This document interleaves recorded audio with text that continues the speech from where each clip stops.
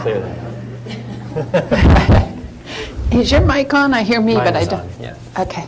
Hey, welcome. Hi, thanks. It's so good to have you here. Good to be here. Hello, Ohio. So, this is the book. It is amazing. Thank you. It is amazing to read your story. It was amazing to hear about the sort of arc of all that you've been through, and I know we're going to try to touch on all those. But it was also an amazing book because you talk about the artistry of ballet, and you help really cut through sort of all of it's more than any one thing. It's so multidimensional. So I really hope we can touch on all of that thank too. you. Yeah. So just briefly, why don't you sort of start with the arc of your experience, maybe starting with Fred Astaire. Yeah, sure. My first spark to dance was Fred Astaire. I vividly remember seeing him across the TV screen in the basement of my home.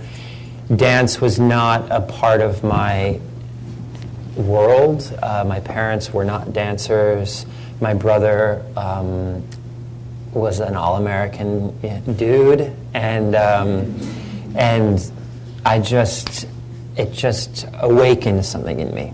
And then I became very obsessed with his style of dancing. I started out tap dancing, and just had no idea how to do it, what technique was, any of that. I just kind of shuffled around on the concrete floor next to the washer and dryer. With coins, you Yeah, put coins I was on going your to save that. Oh. It's in the book, but I'll say it now. So for Halloween, I duct taped nickels to the bottoms of my penny loafers, and I was a tap dancer while I was Fred Astaire. And so those were my first tap shoes, and some of them would lose its adhesive effect. And so I'd trail some nickels down the corridor or whatever. But then I got a pair of tap shoes, and through that, my obsession with dance grew and grew. And I went into jazz and lyrical and hip hop. If you can imagine me doing hip hop, it's not a pretty sight. But hey, I explored all genres. But then I found ballet. And it was through ballet that I just became absolutely fascinated with the dedication, with the work, with the strive for perfection. It was then that my whole crystallized view on dance became so apparent, and I started to train, very, very intensely in Arizona with my dear teacher, Ki Won Han. And then the rest is history. Then I, had to, of course, spread my wings and leave home. I left home at 17, and then, I like to say that the inspiration for dance, for me, the passion and love for the art form, is a force stronger than myself. And maybe you want to read that, because Sure. you sort of say that in the book so beautifully. Here, let me take all these extra papers out. She's very well prepared, by the way, so bravo. Beginning of chapter 8. I didn't consciously decide to become a professional dancer. Ballet chose me.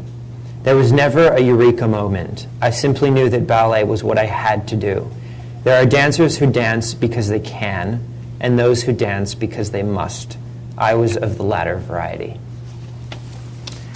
Well, and I love how you talk about, I think, you're a dancer, you're also an author. Thank you. Yeah, that's very exciting. You went to a performing arts high school. You did go to a summer program, and then you went to an audition for the American Ballet Theater with hundreds of people. You talk about doing that in LA. Yeah. And then, lo and behold, you got into their summer program. Yeah. ABT was always my dream. It started with the summer intensives. I was 16 years old. It was my first time to New York City. I was just so obsessed with the dancers reigning at that time.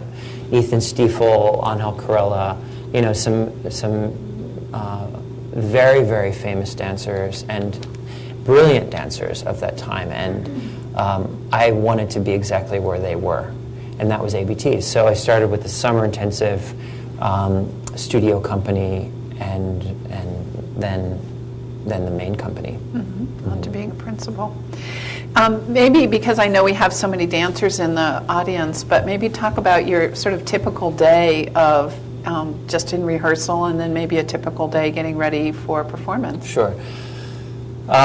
Typical day, rehearsal day, is conditioning at around 9 a.m., class at 10:15 until 11:45, 15-minute break, rehearsals from 12 until roughly 7 p.m. Some breaks here and there, but in the meantime, more conditioning when I find the moment. Always a bucket full of ice, so my feet can take an ice bath at the end of the day, get rid of excess inflammation, and then, rinse and repeat. Yeah. And then for a show, it varies, but if I'm doing a big full length, like Giselle or Romeo or Swan Lake, it's about a 48-hour process before. I start to freak out, and and nerves set in, and you start to question things that you've never questioned before. And then you have your final rehearsals. You do some rehearsals in costume. You get on stage. You have a rehearsal on stage, and then the day of a performance, I take morning class like usual. Head home straight after.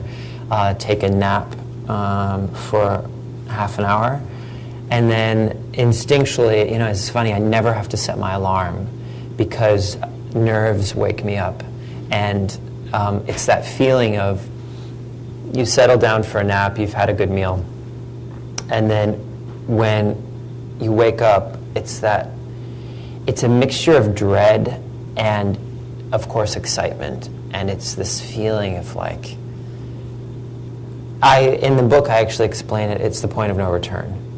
And shower, shave, put on something presentable, walk out the apartment, and I always take the subway, interestingly, if I'm in New York. And I always have this moment of like the people on the subway car, they're usually coming home from work, it's around 5 o'clock, something like that. And the juxtaposition of of what we're about to do, a lot of them are going home to cook dinner and whatever, and here I am going to the Metropolitan Opera House, and I'm just in the zone, and I am almost envious of the people next to me on the subway, because they can just go home and, like turn on, Stranger Things or whatever and watch season 2 or, but, and here I am headed to the Metropolitan Opera House. So then when I get there, it's like, just go, hair and makeup and warm up, and then it's always a long lead up, and then once you're in it, it's over in a flash. And the music starts, and you're focused, and you're there. Yeah. And I loved hearing about like what how much you can eat, knowing what you need for energy for your body, that you need that nap, that how you prepare sort of physically and mentally and emotionally, getting ready for that curtain, and then there is no return. No, exactly. Yeah, you articulate that so well. Thank you. I also loved, just as again we're sort of going from the outer shell in. You talk about some of the rituals that happen before the curtain goes up. The curtain is down, you can hear the audience, you feel that energy. how you come together, and what's that like both at ABT and then later when you were dancing with the Bolshoi, at a sort of different set of maybe rituals? Yeah. The ritual that actually was universal, that stayed the same, regardless of whether I was in New York or Moscow or anywhere else. I always have a moment where the call to places is about to be made by stage managers. And I stand in parallel, and I close my eyes, and I just really take in the environment around me. I feel my feet on the floor, which is very important. And I take very slow, deep breaths. And I think it's mentally, that's my sort of moment of, okay, it's time. All of the prep, all of the nerves, all of the doubt, all the excitement, it's time to just do it. Mm-hmm. And that didn't change anywhere. I would still do it in Moscow, and I, here's the lead dancer kind of closing his eyes, doing his granola yoga thing. And I looked around thinking people must think this is so bizarre, but it's really a way for me to just ground myself. And I always love to hear the overture on stage alone. As in Giselle, the curtain opens and no one's on stage. And when the overture is happening, I just like to stay on and look around and look at the lighting and feel the orchestra. And even if I start off stage, I sort of make stage managers a little nervous because they think the curtain's going to go up and I'm going to forget that I'm still on. But Quick! I've had that moment, actually, to be honest, but it's not in the book. And for people who... I was say, I don't... Okay, well, now I have to say it. So I went to D.C. with Bolshoi, and we were dancing Giselle. And it was my first U.S. city. I did D.C. and New York, back with the Bolshoi. Everyone was kind of waiting to see me dance with Bolshoi. We finished Act 1, and Giselle dies in Act 1. And in the Russian version, she dies in my arms, so I stay, holding on to her, just distraught. Curtain went down, and usually in Russia they'll do a picture call, so the curtain will go back up, but we'll be in the same spot just to sort of solidify the scene. And there was a moment where we were lost in translation. Russians were making their calls, Americans were making their calls. They messed up the stage, the picture call, and so we were assuming that we weren't doing one because we were in America. So we all got up, Svetlana and I as well, Giselle, who has just died. And we're getting up and we're walking off stage, and the curtain comes up, and we're like, quick, diet! And then we just ran off stage, It was really one of those beautiful moments in live art. Yeah. I love it.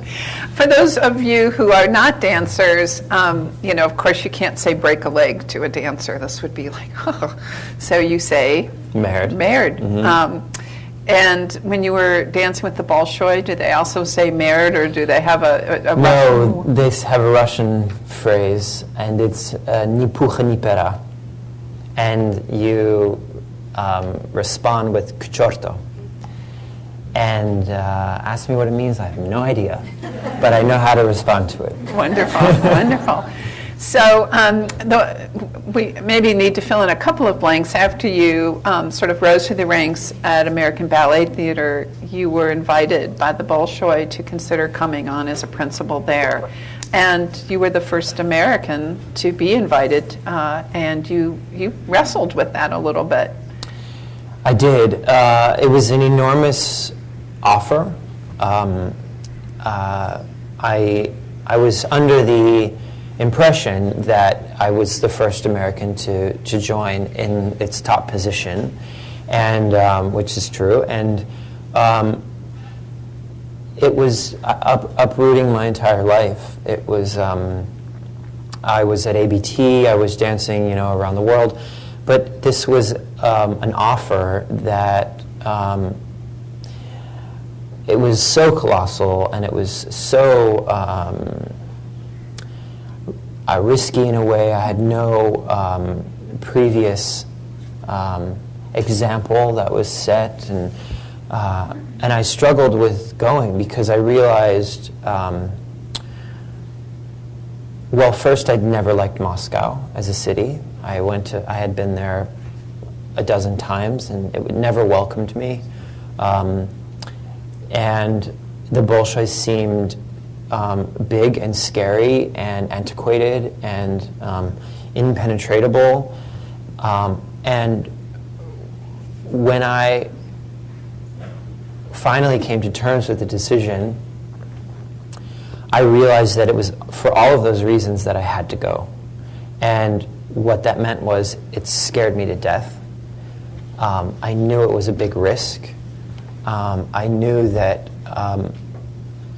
what I would discover on the other side was a completely different world from what I have previously experienced, and I had to do it. And that's a testament to, in the book as well, what I'm attracted to in terms of the unknown, in terms of risk, in terms of even a solitary life. Because in high school you went to Paris. You chose to take a year and dance in Paris, learning the language, being an outsider. So you'd sort of had that part of an experience. But going to Russia, that was it was a little bit like Paris in a way, because I went at it blindly. I didn't consider the fact that I would have no friends, the fact that I didn't speak their language, and those were all very true.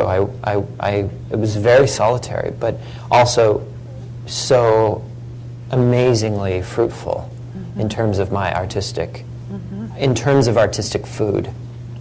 I think you talk about that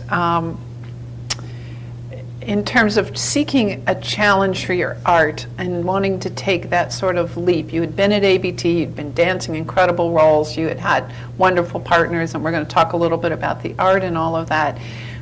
But the idea that you could take this leap to the Bolshoi, and what would that do to inspire your art, and weigh that the known against the unknown.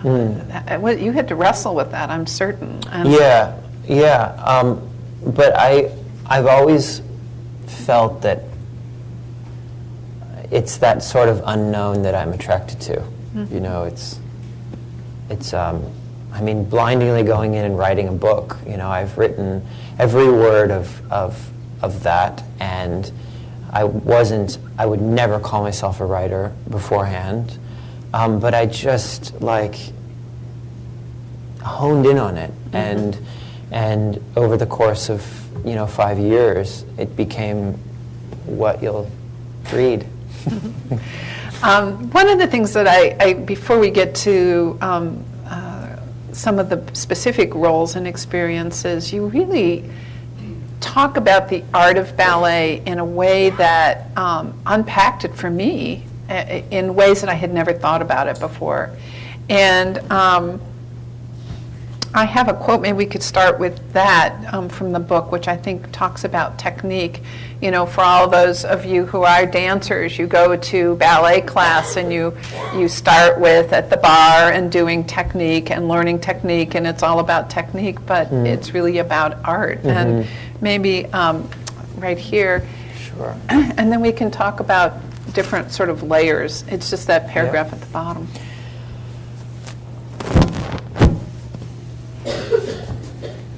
One of the most significant and truthful critiques of my generation of dancers is that we focus too much on the technique of dance. It's so easy to get caught up in that idea of achieving perfection and to forget that being perfect can drain your dancing of the force and fire that makes art expressive. Steps are not art. Technique is not art. What you do with them becomes art. Yeah.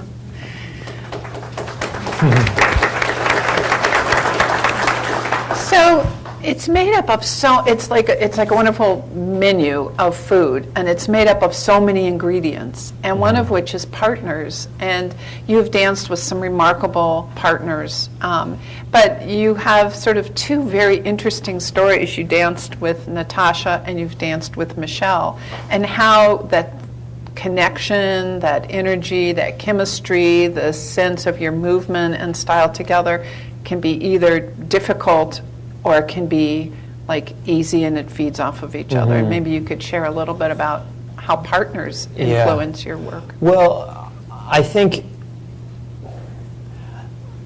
early on I didn't really understand the connection of a partner and the importance of having someone next to you that you deeply connect with on an artistic level, on an emotional level. I was more concerned with like lifting properly and turning properly and you know, partnering someone in front of me that I actually had no idea how to do. I was a horrible partner when I started out with my career, and I really needed to learn the way of handling a ballerina. And so I lost that sort of, I had no idea how to even connect with someone because I was so concentrated on actually executing even a lift. You know, I was scared to death of press lifts for the longest time. But then I found a deep connection with not just one partner, but with a couple, and that was the biggest game changer in terms of not only in the studio, but on stage especially. You know, when you're, the prime example is Romeo. And I danced Romeo many times before I danced it with Natalia Osipova. And I've never experienced Romeo like I experienced it with her as my Juliet. And it's because there's this deep understanding and this strong current of an emotional connection between the two of you that honestly, even just a touch of the hands speaks volumes. And even just, you know, the way we touch each other speaks volumes. And it changed everything for me. She changed everything for me. She made me experience the repertoire that we've danced together in a completely different way. And so, interestingly, I always go back to it because it's like I want another hit. I wanted another hit, you know. And she's a fantastic ballerina, but our connection makes it so worthwhile in terms of the ballets that we portray together. Well, let's take a minute and maybe talk about that for a second. I know you're going to be dancing with her again in the new season of ABT. That was fun to read after reading the book.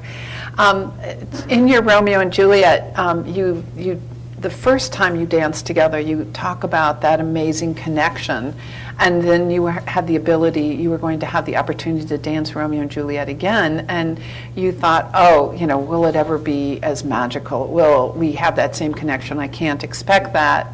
You sort of came at it with we just have to let this performance be this performance. It couldn't have been this magical, wonderful performance from the last time. And in fact, it was even something more. And maybe you might would you be able to read through that? So if you start here, I think it goes all the way to here. Okay. And then we can talk about what happened afterwards. Okay. On the night of the show, I felt the expectation of the audience across the orchestra pit. In Act 1, with the scene change complete, the front cloth rose and Juliet's balcony was revealed. The moment arrived, our balcony scene. The hush of the audience is what I always tune into the most as I wait in the wings. The theater was completely silent. Then the organ softly broke that silence as Juliet stepped out, dreamily onto the balcony, high above the stage, and basked in the moonlight. In the wings, with my long brown cape draped over my shoulders, I reminded myself, just let it happen. Don't force anything. Let us fly. I bounded out and a moment later stood center stage, my back to the audience, beholding her on the balcony. Standing so far from her in such dim light, I could not see the details of her face, only her silhouette, which appeared both frail and powerful. She turned toward me, her face now illuminated by a warm, dim light above. Our eyes met and locked.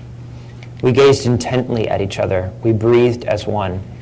Every move we would make after that was intimate, impassioned, conjoined. I danced for her, completely entranced, each step pouring out of me. She ran to me, gazelle-like, as we merged. It was as if I could do anything to her, carry her, turn her.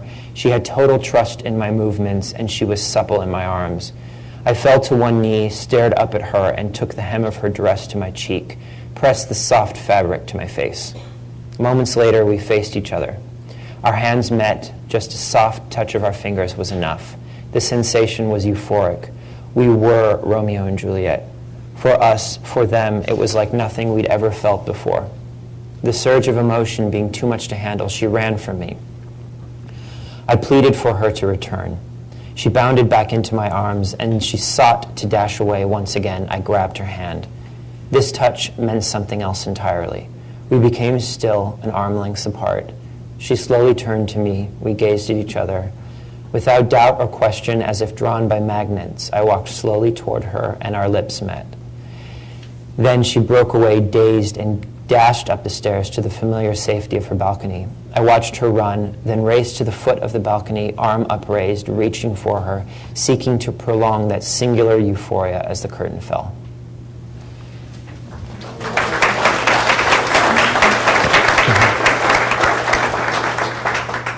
And the curtain fell, and she goes to her dressing room, and you stay on stage, and you realize the audience is still applauding. And they continue to applaud, and they continue to applaud, and they start cheering, bravo, brava.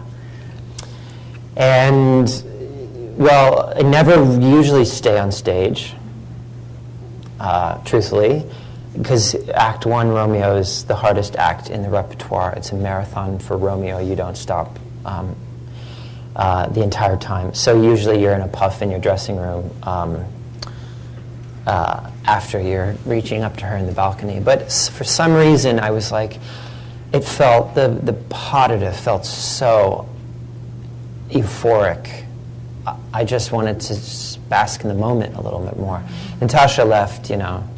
I stayed on, and the audience, they just weren't letting up, and they weren't letting up, and it kept going and going, and it was intermission, and nothing was fading. It just got stronger and stronger and stronger. And I went down to the front wing to look across the stage because, like, they weren't stopping. I mean, they started screaming more and more. And they looked at me and said, should we pull it? And by pulling it means like pulling the curtain back for a page bow. And you never do that in Act 1. It sort of breaks precedent, it breaks the fourth wall, you know, it breaks the connection with the audience. All of a sudden you're sort of acknowledging the audience, whereas you wouldn't until the very end of the ballet. Anyway, they said go. They made a quick call to Natasha's dresser. Natasha's dresser ran to the dressing room, pulled Natasha, and we went in the front of the curtain to this audience that would not, I mean, they were standing, it was so wild. They were rabid. It was amazing. I mean, it was, and both of us just started to cry because it was exactly how we had felt, but it's almost as if they'd never existed because we just were so in our own world, and we were, the audience they were total voyeurs, you know, and you know, usually you sometimes finish a show and you actually think the performance went better than the audience felt. You know, you felt really good about it, and the audience was kind of bored, or other way around. But it was so nice that night to actually realize that the audience had felt the same. That the magic that you were feeling and the magic that was happening, and I think you talk about it in the book, that when you, all of a sudden, just in that role, it was like the audience disappeared for you. The 3,200 people sitting there, it was like it was just the two of you on stage. But whatever that connection was that you were feeling translated in such a unique opportunity. I mean, they never do a curtain, as you said, at intermission, but that very special moment needed to be acknowledged. So it was, you know, so the partner you danced with, the role that you danced, and of course roles change. You have modern choreography, you have classic ballets that, you know, have come out of the Middle Ages, of stories out of the Middle Ages, and how you approach those clearly define your artistry. You talk a lot about your coaches. You know, you had Mr. Han, who is your a coach from high school on, and who comes back and gets to see you through. But you've had other coaches too, and how important those are for you. Yeah, that's something that I was craving before I went to Russia. I had plateaued a little bit personally in New York. I didn't really have a coach that I felt just drove me into the ground, you know, and that's what I've always craved. And I feel like I was searching for that, and I found that with a great coach who's the director of the Mariinsky, formerly Kirov Ballet in St. Petersburg, and as well the coach that I found in Bolshoi. And they, you know, the Russian men have such a solid way of execution of jumps and turns and technique, and it was so amazing to absorb the approach that is instilled in them from when they're very young. And it's something that I really learned a great deal from my Russian coaches. American ballet and Russian ballet, in terms of technique, often there's sort of a really French and Russian sort of technique, and companies are usually sort of one way or another. And so, you know, ABT and technique, and then going to the Bolshoi, that was probably a stretch for you. Absolutely. I think a lot of like Dance Insider gossip. Yeah. Dance Insider critique was that I wasn't a Bolshoi dancer, and I was more Paris opera and more sort of like, you know, the line and the cleanliness of the technique and all that. And that's exactly why I went to Bolshoi. It's because I don't need to do better what I do. I want to work on what I'm maybe not so good at, or what comes harder for me. And Bolshoi style is, you know, big, it's elongated, it's sometimes brash, it's outward, and that's something that I really tried to absorb at Bolshoi, is how they move and how they approach things, other than, you know, always being in this kind of like clean box that I find really boring to watch on stage sometimes. Well, and how amazing for any artist, you reach a level of success. It's so tempting to want to just say, I do this really well, I'm acknowledged for what I do, and not say, you know what, I need to push myself in something completely different and know that I may be successful or not successful. Yeah, I mean, that has always been my greatest fear, is that I become a caricature of myself. You know, you see, you take any actors, right? It's like I don't know, Daniel Craig, whoever. Daniel Craig was great in that, but he's always Daniel Craig. Or Julia Roberts was good in that, but she's always Julia Roberts. And that was my greatest fear, is that I become this kind of like dancer that people always expect, whether I'm playing Romeo or you know, a really avant-garde Bill Forsyth piece. I think hence the search for continuing to learn things that I'm not, that are weak points. So the partners, the roles, the coaches, the choreography, of course, how a choreographer is shaped, even different, Romeo and Juliet's could be very different. The ballet company and the technique, and your own courage to be able to move forward is really an important piece. And I wanted to go through all of that because we do have dancers and young dancers here. I think maybe we should move on to sort of one of the reasons maybe that you decided to write this book, or it was really part of your journey, and it was a difficult part of your journey. You obviously, you broke your foot in 2012, but it was later that you had an injury to your foot, had to have surgery, and then had to have a second surgery. And across the 2.5 years from start to finish, rehab, there was no guarantee that you were going to be able to come back and dance again. No, I mean, so sort of take us through some of that journey. And sure. I mean, you know, I was riding high. Life was great.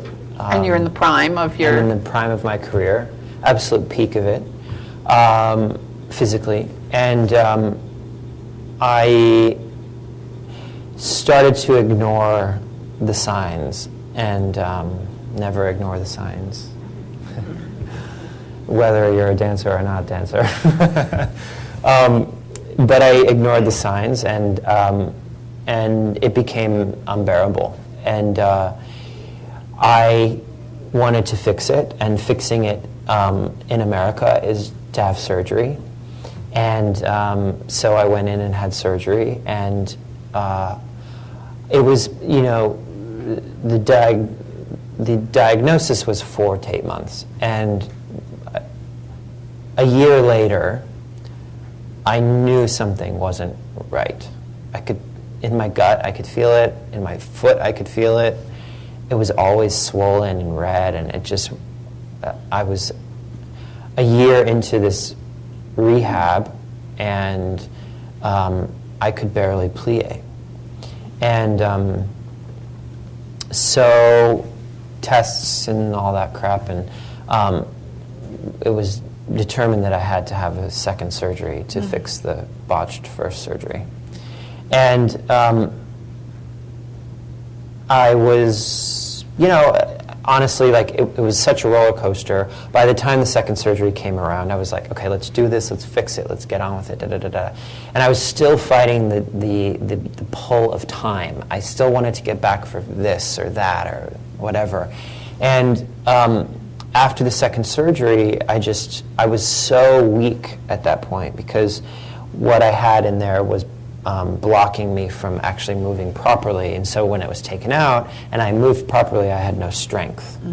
And so I had all this weakness, and it was basically like bone on bone, and it was so weak and horrible that I started to envision life as a non-dancer, because nothing was going right. I was 2 surgeries in and wasn't looking like I was getting anywhere. And an offer to take over a company had been presented to me. And I thought, well, hey, I'm like mid-30s. It would be a little bit early, but you know, you always hear of career-ending injuries, but you never think it will happen to you. Right. And so I was like, is this it, you know? And then always in the back of my mind, there was the rehabilitation team in Australia, at the Australian Ballet. Right. And I had danced there a number of times and gotten to know them well and the company well. And I thought, in my wildest, you know, dream, maybe I would just give up everything here and move to Australia and see what they can do for me. But it just seems so far-fetched, you know. Right. How am I going to pay for it? How will they approach me? Whatever. And so I had this fork in the road. And it was Kevin McKenzie, who's the artistic director of ABT, who said, you know, you haven't given it your all. You have another option. You don't want to look back later and say, did I give up too soon on myself? Yeah, I could have tried harder. Yeah. And I don't like that phrase. I've learned that about myself. And so I shaved my head. If you buy the book, there's a picture in the book. Head freshly shaved. Shaved my head, went off every form of technology, went off my American cell phone, Instagram, Facebook, Twitter, email. I shut everything down and left. I bought a one-way ticket, and I said, I'll be gone as long as I need to be gone. Not to get back on stage, but to have an answer. There wasn't this ultimatum of get me back on stage. It was just saying, let's see what we can do. And so this group in Australia really approach things very differently, and they're very dancer-focused, it seems to me, from what I was reading. And so you arrive, and you have these three amazing women, Sue, Paula, and Megan, who sort of took you under their wing. And you have the sort of work side of what you had to do, the sort of good, bad, frustrating, uphill battle. And you had, once again, this isolating experience. You're in an apartment, you have no connection to anyone, you're not dancing, so you're not there with the dancers so much, and you're really on your own. Sort of, can you talk a little bit about both of those experiences? Yeah. Well, I went to Australia so broken. Again, like before, I had returned to Bolshoi, returned to New York with Bolshoi. It was, there was so much going on that I couldn't keep up with it. And then I had spent the next year basically trying to do a plie, and unsuccessfully. So I had left for Australia so beaten, and emotionally, physically, mentally. And I was so alone there. I spent so much time alone, but it actually was the best thing for me, because I really needed to pick up the pieces of my entire life. I had lost all form of, all willpower, all positivity, all confidence. It was really just this incremental build, baby step after baby step, of rebuilding myself as a person. And the women, Sue, Paula, Megan, who are pictured in the book and written about a lot, were integral to my physical rehabilitation. I didn't have to think, actually, about what I needed to do, how I needed to do it. In New York, I had to manage my entire rehab. So that was taken care of, but as well, they were, very concerned about my mental well-being and my emotional well-being, and I had to do a lot of that alone, inevitably. And it was there that the rehab was, I thought I'd be there about 6 months. I was there 14. And I just found myself, and found for lack of sounding like a motivational speaker, I absolutely found who I am as a person. And it was through the depths of despair and loss that I did. And that's what gave the book its backbone. That's what the first line of the book is, I remember what it felt like to dance. Because I'm, throughout the book, reflecting on the beautiful moments I've had in my dancing, and the inspiration it brought me and the love it brought me. But I'm viewing it as an outsider, because I can't do it anymore. And so then it's, the incremental climb back up, and that's when the book truly found its message, I think. And I loved you really go through the training that they realized that how you land, how you walk, how you move, each muscle needed to be built to a certain level and exercised, and you weren't allowed to do any dance-based movements for months. You were doing the J-Lo, which I loved, which is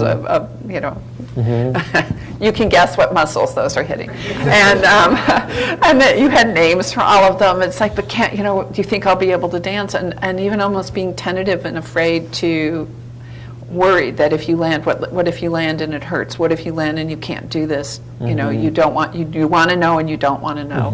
It was stressful reading that, and knowing that you did come out of it and dancing was sort of a motivation of not getting like, oh my gosh, what's going to happen here? But you do take us down that rabbit hole, and you don't hide anything, warts and all. And I appreciate that, because I think you could have sugarcoated that. That was, it was impossibly hard. And how many people really have continued to drive? Your courage and your drive are seen throughout this book. Thank you. I mean, I made the choice early on in the book to just be as brutally honest as I could be, because it's not going to be interesting, you know. I mean, I can say, like, I went to Bolshoi in Russia and I danced, you know.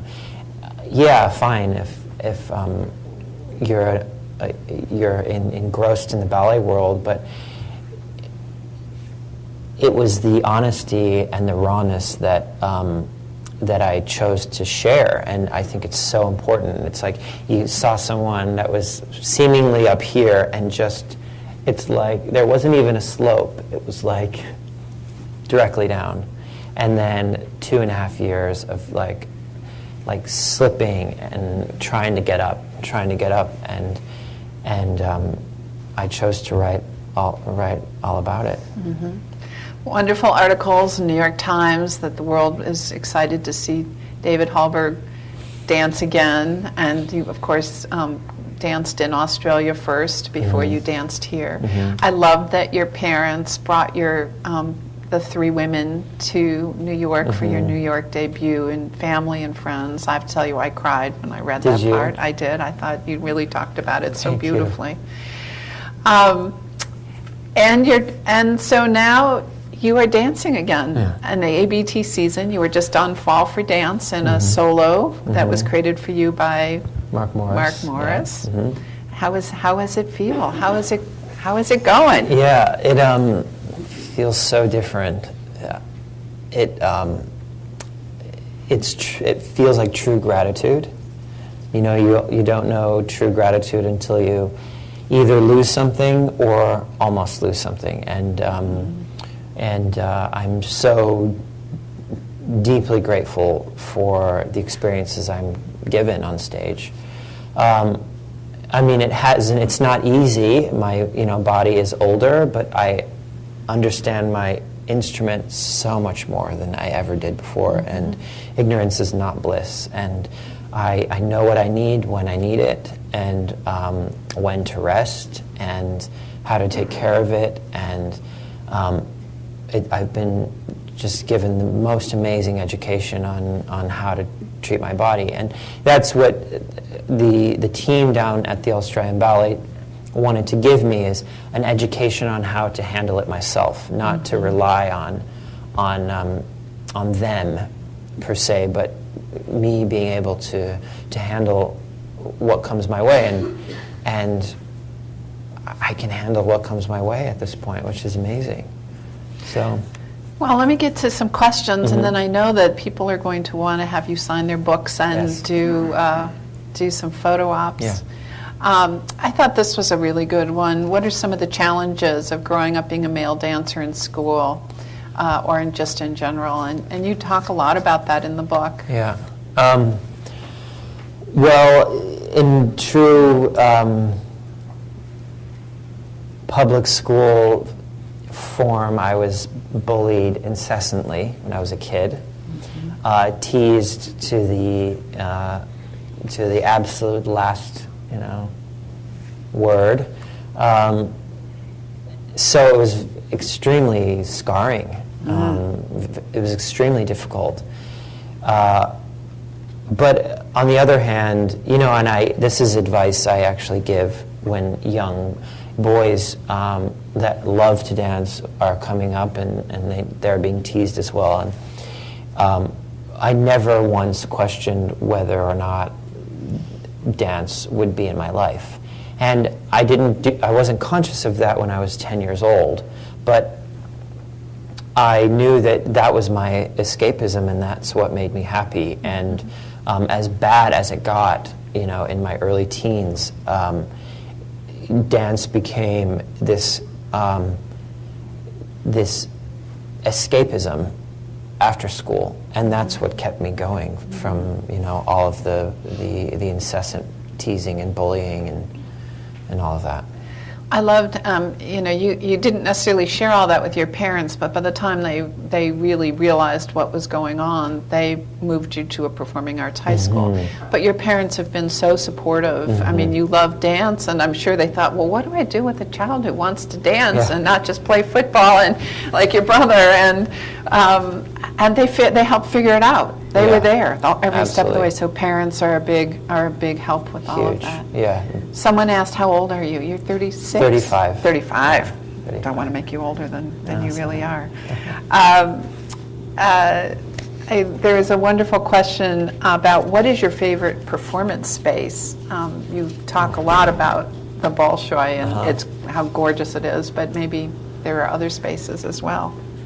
There are so many, but the Metropolitan Opera House in New York has become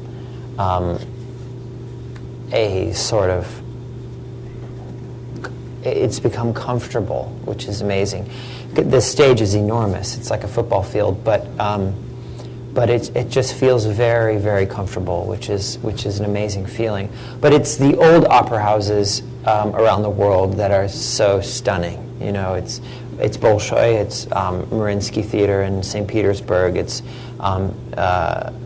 Garnier in Paris, it's La Scala in Milan, and as intimidating as they were in the moment, there's just such amazing history in those opera houses. I mean, at Mariinsky, Nureyev and Baryshnikov started their careers. At Bolshoi, Swan Lake was created.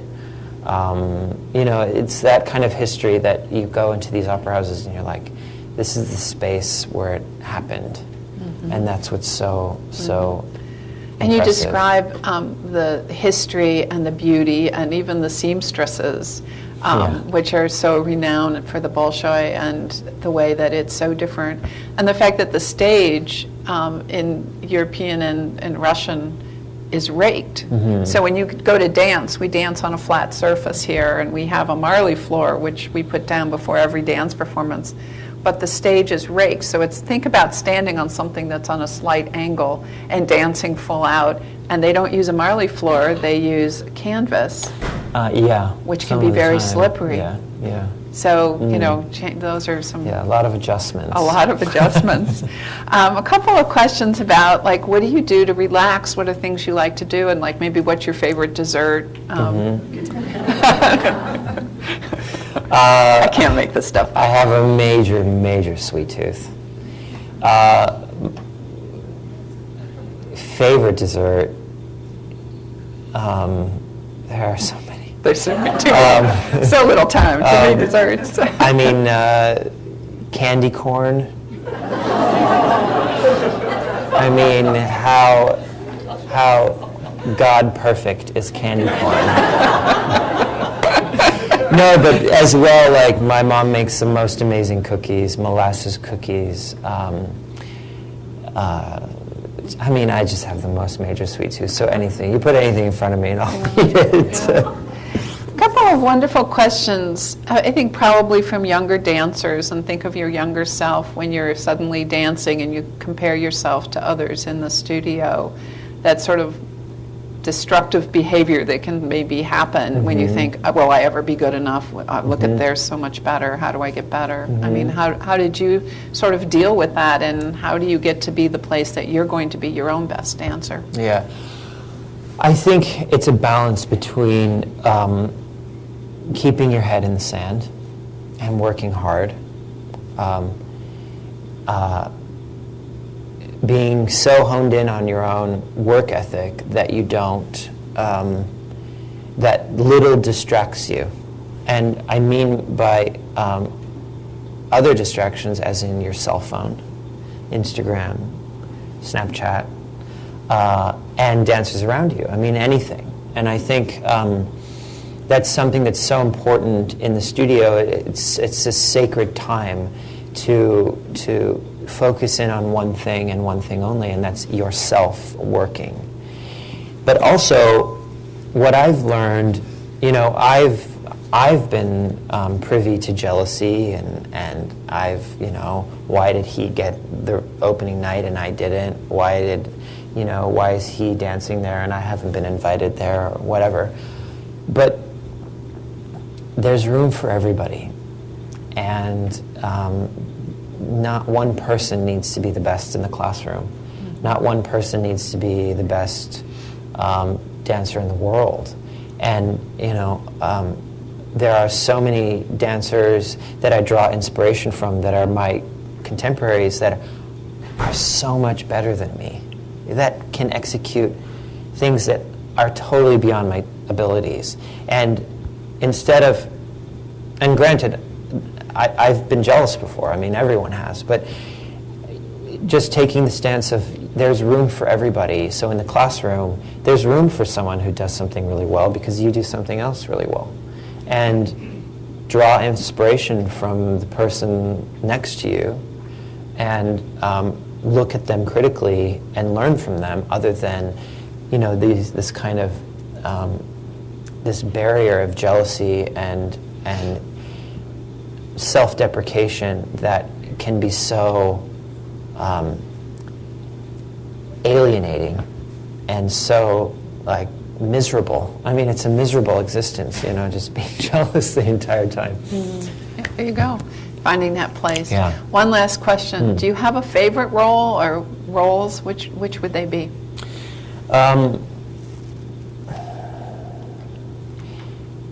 There's so much rep that I still want to learn, and even in the classical rep, I'm debuting Manon next year at the Royal Ballet, and I've never danced the role, and I'm really looking forward to that. It's a ballet that's in the repertoire around all the major companies in the world, but as well work that hasn't even been created, you know, with choreographers. Like you have, of course, working with Ratmansky. Yeah. You have the privilege of working with him, and Exactly. he's creating works specifically on you, which is probably pretty amazing. But, you know, Romeo is one that's very, very close to me as well, mainly because of the experience that I shared with you that I had with Natasha.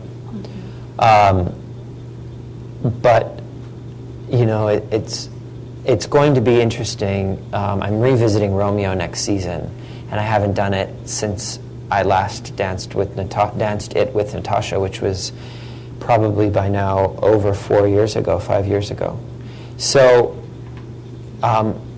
it's going to be really interesting revisiting a role having gone through everything I've gone through, because characters and my experiences in work are even more meaningful now, and it's even more real and like textured, and I've weathered such a storm that I feel like I can give it. I can give my dancing that experience. Wow, thank you. I will just share with you, I found this book to be amazing. I think you share so many wonderful things, not only about your work, the photos, the ups, the downs, some of the wonderful questions we have about artistry or about being a young man growing up in dance. I think you really illuminate that so clearly. It was a pleasure to have you here today, Thank you. and thank you. Thank you very much.